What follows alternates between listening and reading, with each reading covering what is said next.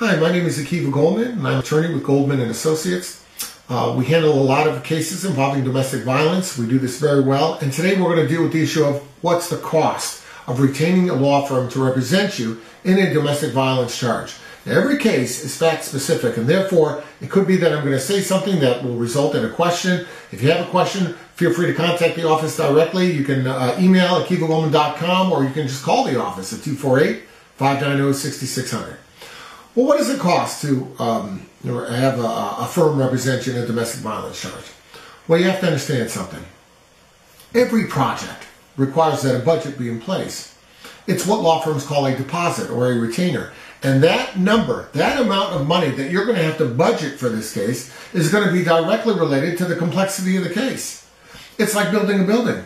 If you are building a 2-story building, that requires a much smaller budget than a 10-story building. So if this is a case where it's the first time and you've never had any violations with the law and you've never had any problems with the police and nobody was really injured, but you're charged with domestic violence anyway, that's a much smaller project than a case where you're a 3-time offender. She's got black and blue marks all over her face the police took pictures of. There's 10 witnesses who saw you beat her up in the middle of the parking lot. That's a much different kind of case.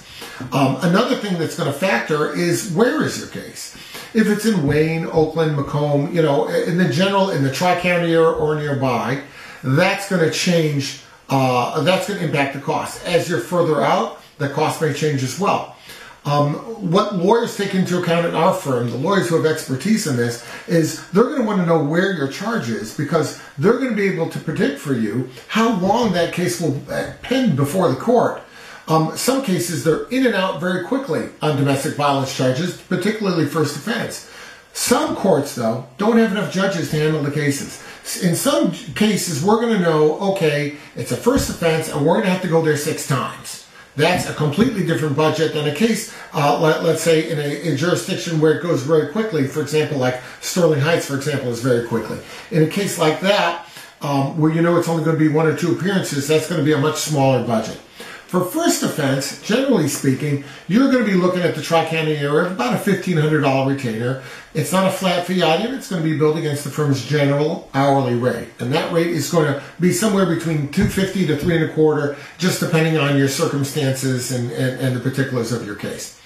The retainer could change, though. The budget may need to be greater if you're a multiple offender, if there were a lot of witnesses to the case, if it's definitely a case that's going to go to trial.